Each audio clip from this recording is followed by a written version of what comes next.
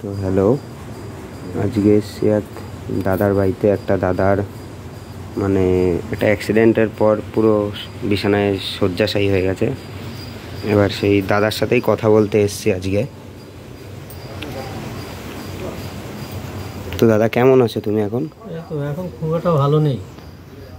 শরীর কেমন আছে? শরীরটা খুবই অসুস্থ হয়ে পড়েছে। এখন চিকিৎসা করাতে পারছি না, পয়সার অভাব, বুঝলি তো। তাও দাদা, তোমার এটা কতদিন ধরে হয়েছে? আমার তো 10-12 বছর হলো হয়েছে। 10-12 বছর? এমনি এখন পরিস্থিতি কেমন তোমার? পরিস্থিতি বলতে এখন ভালো না। আগে তখন প্রথমে একটু চিকিৎসা করেছিলাম, আর এখন তো কোনো চিকিৎসা করাতে পারছি না। কোনো ওষুধপাতি খেতে পারে না, মানে পয়সার অভাব। মানে আমার বাবা ওই একটা বাজার মুদিখানার দোকানে থাকে, তো ওই 2,500 টাকার মতো মায়না দেয়। সেইটা দিয়ে কোনো রকম আমার এই সংসারটা চলে, আর ওই কন্ট্রোলের চালটা পাই, এইটা দিয়ে চলে। আর আমার একটা মেয়ে আছে, মেয়েটা এখন মাধ্যমিক দেবে, একটু পড়াশোনা করাতে পারি না। তোমার ওই খুবই খুবই অসুবিধা, ওকে টিউশনি মায়না টায়না কিচ্ছু দিতে পারি না, খুবই কষ্ট করে চলছে আমাদের এখন। তো দাদা, তোমার এটা হয়েছিল কি করে? এটা আমি ট্রেন থেকে পড়ে গিয়েছিলাম। ট্রেন থেকে পড়ে গিয়ে আমার এই কোমরে লেগেছে, আর ওখানে ভেঙেও গেছিলো। পিজিতে অপারেশন হয়েছিল, তারপরে কোনো রকম চিকিৎসা তখন হয়েছিল। তো এখন বর্তমানে চিকিৎসা করাতে পারছি না। মানে এখন আমার বেশি সমস্যা হচ্ছে, টয়লেট হচ্ছে না, টয়লেট একদম বন্ধ হয়ে যাচ্ছে। এখন ডাক্তারে বলছে যে তোমাকে নিউরো কোনো একটা ডাক্তার দেখাতে হবে। এবার কোথায় নিউরো ডাক্তার এসব আমি জানিও না। আর পয়সার অভাবে কোথাও যেতেও পারছি না। তোমার বাড়িতে কে কে আছে দাদা? আমার বাড়িতে তো ওই আমার বাবা আছে বয়স্ক, আর ওই আমার মেয়ে বউ, আমি এইটাই করি না। আর ইনকামের রাস্তার লোক বলতে আমি ছিলাম, এখন আমি ঘরে পড়ে গেছি, আর কি বলবো, এই তো পরিস্থিতি। তো বৌদি, দাদার যে এরকম হয়েছে, এখন কিভাবে তোমাদের দিনকাল চলছে একটু যদি কিছু বলো। বেশি ভালো না, কোনো রকম করে চলছে। তাও দাদার মাস গেলে কত খরচা হয় তাও, এই ওষুধপত্র, মলম টলম এইসবে? তাও 2,000 মতো, 2-3,000 মতো। 2-3 হাজার হয়ে যায়? খুবই অসুবিধা। মানে ধরো আমার এই আমার একটা বেডশুট হয়েছে, সেগুলো ধরো মলম টলম এগুলো আনতে হয়, সেগুলো আনতে পারি না। মানে এতটাই অসুবিধা হয়ে পড়ে গেছে। এবার আমার বাবা ধরো বাজারে রোজগার করে আমাদের খাওয়াবে না, হয় চিকিৎসা করা। তোমার আত্মীয় স্বজন কেউ নেই সাহায্য করার মতো? আছে, থাকলে কি হবে, এবার আত্মীয় স্বজন সবাই আসতেই চায় না, বুঝলে তো। মানে প্রথম যখন হয়েছিল তখন কিছু দিয়েছে। এবার আমার বোন আছে, তাদের অবস্থা খারাপ, গরিব। এবার তারা কি করে চলবে, এই অবস্থা।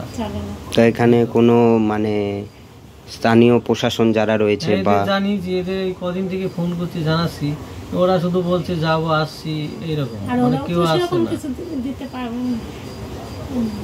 এই হচ্ছে ব্যাপার, বুঝলে তো। মানে সবাই যদি গ্রামের লোক কিছু প্রথম দিকে কিছু দিয়েছে। এবার ধরো গ্রামের লোক পাশে আছে, কিন্তু পাশে থাকলে কি হবে। এবার আমার তো ধরো এই এমন অবস্থা, এখন ভালো একটা ডাক্তার, ভালো জায়গায় যেতে গেলে অনেক টাকা, এরকম এই টাকা তো আর সবাই। ডাক্তারে তোমাকে কি বলেছে, কি করতে হবে তোমাকে? ডাক্তারে ধরো ফিজিওথেরাপি এগুলো করতে বলেছে সবসময়। তারপরে এখন ওই যে মানে টয়লেট ফয়লেট হচ্ছে না, তো মানে এখানে হচ্ছে না যেটাকে বলে, তার জন্য আমাকে ওই মানে হয়তো কোনো বড় নিউরো সার্জেন বা এইসব জায়গায় দেখাতে বলছে, কি সমস্যার জন্য হচ্ছে ওটা হয়তো রিপোর্ট করতে হবে। মানে এইখানে আমি 4টে ডাক্তার দেখিয়েছি, যে এই গাদা ওষুধ ভীষণ আছে। এই দেখো এই এই যে ওষুধ খাচ্ছি, এগুলো কিন্তু কমছে না। এবার এরা বলছে কোনো একটা ভালো একটা জায়গায় যেতে হবে, নাহলে আমরা এখানে এটা কিছু করতে পারবো না। বলছে এটা নার্ভের সমস্যার থেকে হচ্ছে এটা। মানে তোমার যখন ট্রেন থেকে পড়ে গেছিলে, কোমর দিয়ে পেটে দিয়ে আঘাত লেগেছিল? এখানে ভেঙে গেছে, সিদ্ধারাটা ভেঙে গেছিল। প্লেট লাগানো আছে, প্লেট লাগানো রয়েছে। কিছু করতে পারি না। 13 বছর এখানে পড়ে আছি, জানো। আমি ধরো এখন 13 বছরের মধ্যে আমি সূর্যের মুখী দেখি না, সূর্যের মুখী দেখতে পাইনি, জানো। 13 বছর ধরে আজকে শয্যাশায়ী বিছানায়। আমি রোদই মানে দেখতে পাচ্ছি না, এই মানে এই সূর্য, যে একটু বাইরে যাবো, বাইরে গিয়ে একটু ঘুরবো, মানে একটা মানুষ যদি ঘরে পড়ে থাকে মনের অবস্থা কি হয় বলো। মানে এইরকম পরিস্থিতি হয়ে গেছে আমার।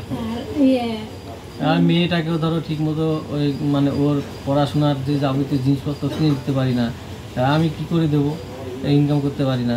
আর আমার বাবা তো দোকানে থাকে, সে ওই মানুষটাই বা বুড়ো বয়সে কতটা ইনকাম করবে? 75 বছর বয়স হয়ে গেছে, তাও যে সে আমাকে খাওয়াচ্ছে এটাই বেশি, আমাদের এই 3টে লোককে খাওয়াচ্ছে। এবার এই অবস্থা। তাও তোমার এই যে অ্যাক্সিডেন্টটা কবে হয়েছিল বলে 13 বছর আগে? হ্যাঁ 13 বছর আগে। মানে কোথায় হয়েছিল এই অ্যাক্সিডেন্টটা কোথায় হয়েছিল? সমুদ্রগড়ে যে ট্রেন থেকে পড়ে গেছিলে? সমুদ্রগড় চেনো তো? সমুদ্রগড় চিনি আমি। সমুদ্রগড়ে যে জাল পারল ডাঙ্গাপাড়ার যে এটা রেলগেট, ওইখানটা পড়ে গেছিল, ওইখানটা পড়ে গেছিল। মাজা সিদ্ধারা ভেঙেছে, সিদ্ধারা ভেঙে গেছিল, পা কেটে গেছিল, পা ফা সব একদম শুকিয়ে যাচ্ছে, দিন যাচ্ছে। এমনি শরীরটা এমনি ঠিক আছে? হ্যাঁ উপরটা মোটামুটি ঠিক আছে, কিন্তু এখন এই যে আস্তে আস্তে শরীর খারাপ হয়ে যাচ্ছে চিকিৎসা না করানোর জন্য। মানে ঠিক মতো খেতে পাচ্ছি না, হ্যাঁ টয়লেট না হলে খেতে পাবো, গ্যাস হয়ে যাচ্ছে, অম্বল হয়ে যাচ্ছে, এরকম মানে এত কষ্ট পাচ্ছি। তো বন্ধুরা, তোমরা সবাই শুনলে এই দাদার কিভাবে কষ্ট করে আজকে 13 বছর ধরে এই বিছনাটাতেই দাদার ঘর বাড়ি, বাইরের খোলা মেলা আকাশ সব এই বিছনাটাতেই কাটছে। দাদা এমনকি কিছুক্ষণ আগে বললো আজ থেকে 13 বছর ধরে এখনও দাদা সূর্য দেখতে পাইনি।